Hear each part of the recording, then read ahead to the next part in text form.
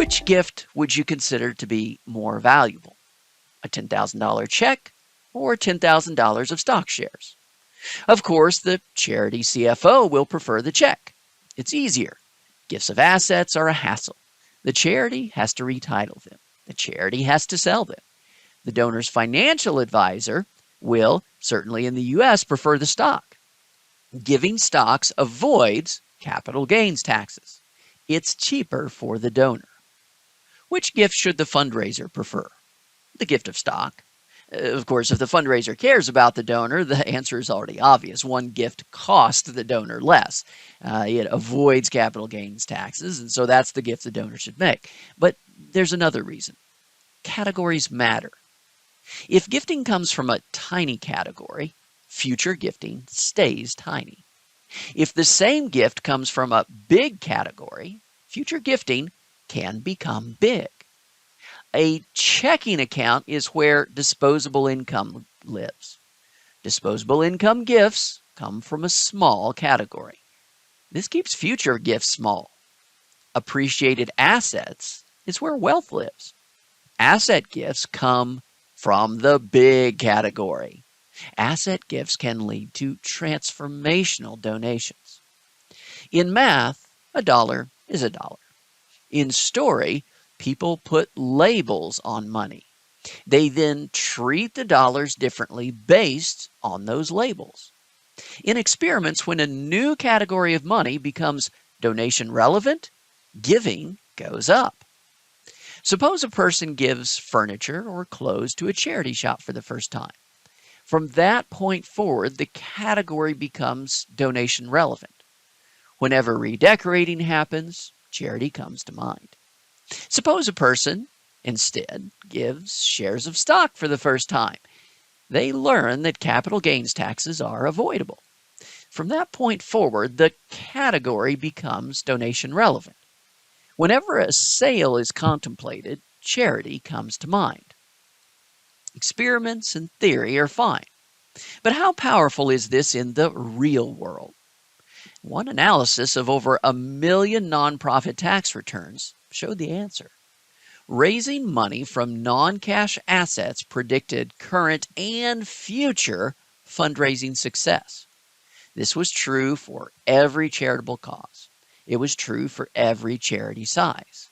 It was true for the same year or 3 years, or predicting fundraising contributions 3 years later, or even predicting contributions 5 years later. And that difference was massive. Consider this simple comparison. Suppose you had two otherwise identical charities and both raised the same amount of contributions in year one. But there's one difference. One had raised those gifts only from cash. The other had raised those gifts from both cash and stocks. Now, fast forward 5 years. What was different about the cash and stocks charity? Its total contributions, on average, grew twice as fast. One little fact doubled fundraising growth. Doubled. And in fact, if that organization 5 years later was still raising gifts from cash and stocks, and the comparison organization was still raising gifts from cash only, the difference in the average growth of the contributions to those two organizations over the 5 years, it was a 6 times greater contributions growth rate for the cash and stocks charity. Look, this is a big deal. This isn't just academic theory. This isn't just a little experiment. This is years of data from most of the entire universe of American nonprofits. This is as real world as it gets. And the difference is massive. So how do we start? Fundraisers can start by sharing stories. These can be stories of others like the donor who have made gifts of assets. Donor stories can include stocks, bonds, real estate, or businesses. In conversation, this might begin with saying, "I help our donors give smarter." When asked for an explanation, the fundraiser can share a story that teaches. Marketing materials can regularly teach the benefits of such giving. Of course, fundraisers should also educate themselves. Fundraisers can also listen. They can listen for upcoming financial events. A sale, a retirement, an inheritance can all be times when charitable planning works well. By learning, listening, and sharing, fundraisers can become a valuable advisor for donors.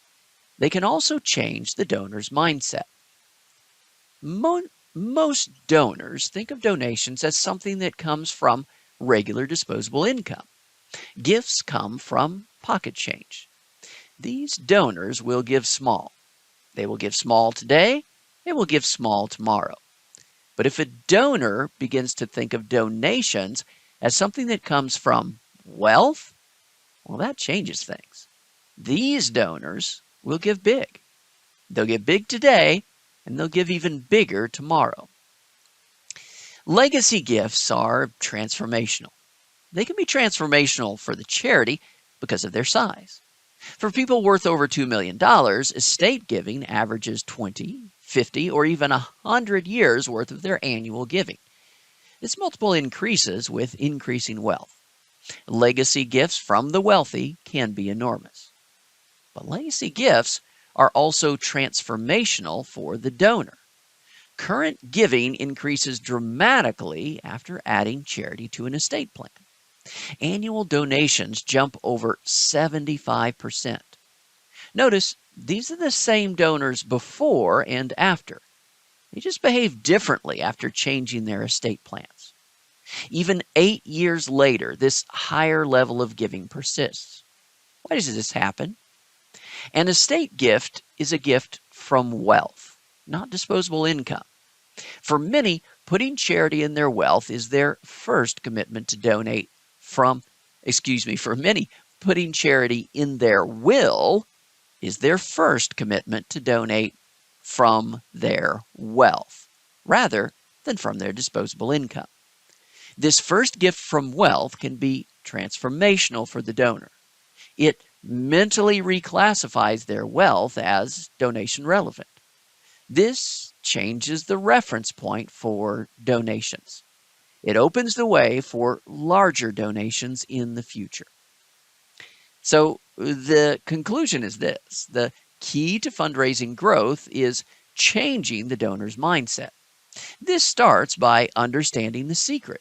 That first secret is simply this: major gifts are gifts of wealth, not disposable income.